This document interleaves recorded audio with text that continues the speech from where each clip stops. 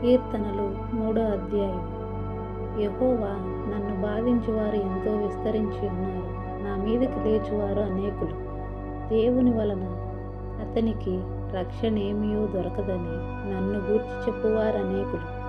యెహోవా, నీవే నాకు కేడెముగాను, నీవే నాకు అతిశయాస్పదముగాను, నా తల ఎత్తువాడవుగాను ఉన్నావు.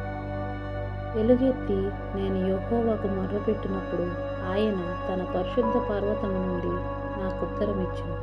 యెహోవా నాకు ఆధారము కావున నేను పండుకొని నిద్రపోయి మేలుకొందును. 10,000 మంది దండెత్తి నా మీదకి వచ్చి మోహరించునను నేను భయపడను. యెహోవా, లెమ్ము, నా దేవా, నన్ను రక్షింపుము.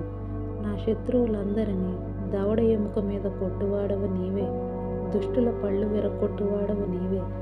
రక్షణ యెహోవాది, నీ ప్రజల మీదకి నీ ఆశీర్వాదం వచ్చునుగాక. కీర్తనలు 4వ అధ్యాయం. నా నీతికి ఆధారమగు దేవా, నేను మొర్రపెట్టినప్పుడు నాకు ఉత్తరమిమ్ము. ఇరుకులో నాకు విశాలత కలుగచేసిన వాడవు నీవే. నన్ను కరుణించి నా ప్రార్థనను అంగీకరించుము. నరులారా, ఎంతకాలము నా గౌరవమును అవమానముగా మార్చెదరు? ఎంతకాలము వ్యర్థమైన దానిని ప్రేమించెదరు? ఎంతకాలము అబద్ధమైన వాటిని వెదికెదరు? యెహోవా తన భక్తులను తనకు ఏర్పరచుకొని వచ్చున్నాడని తెలుసుకోండి. నేను యెహోవాకు మొర్రపెట్టగా ఆయన ఆలకించును. భయము నుండి పాపము చేయకుడి.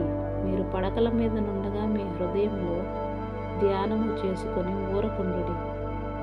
నీతియుక్తమైన బలులు అర్పించి యెహోవాను నమ్ముకొండి. మాకు మేలు చూపు వాడెవడని పలుకువారనేకులు. యెహోవా, నీ సన్నిధి కాంతి మా మీద ప్రకాశింపచేయము. వారి ధాన్య ద్రాక్షారసములు విస్తరించిన నాటి సంతోషము కంటే అధికమైన సంతోషము నీవు నా హృదయంలో పుట్టించితివి.